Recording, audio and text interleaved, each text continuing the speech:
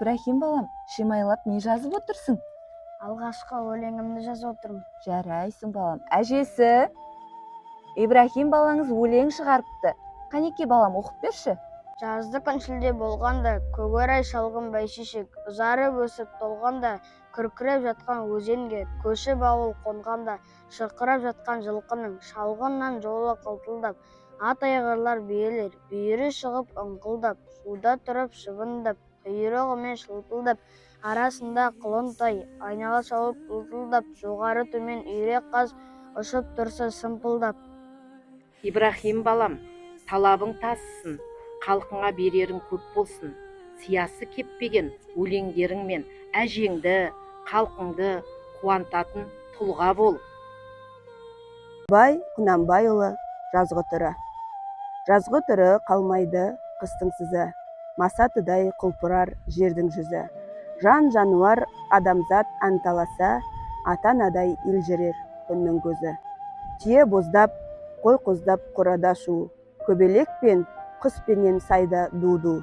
Гүл мен ағаш майысып қарағанда, сыбдыр қағып, бұраңдап ағады су. Ай, жұлдызға жылы жел хабар беріп, жан жануар қуанар тойға елеріп, азалы ақ көрпесін сілке тастап, жер күлімдер өзіне шырай беріп.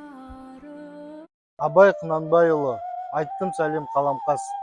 Айттым сәлем қаламқас, саған құрбан мал мен бас, сағынғаннан сен ойлап, келер көзге ыстық жас. Сенен артық жан тумас, туса туар артылмас, бір өзіңнен басқаға ынтықтығым айтылмас.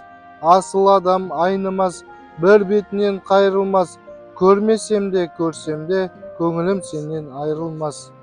Абай Құнанбайұлы, ғылым таппай мақтанба.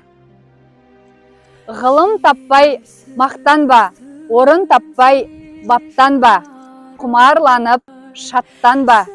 Ойнап босқа күлуге, 5 нәрседен қашық бол, 5 нәрсеге асық бол.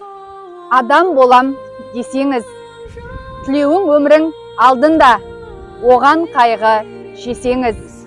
Өсек өтірік мақтаншақ, еріншек бекер мал шашпақ, 5 дұшпанын білсеңіз.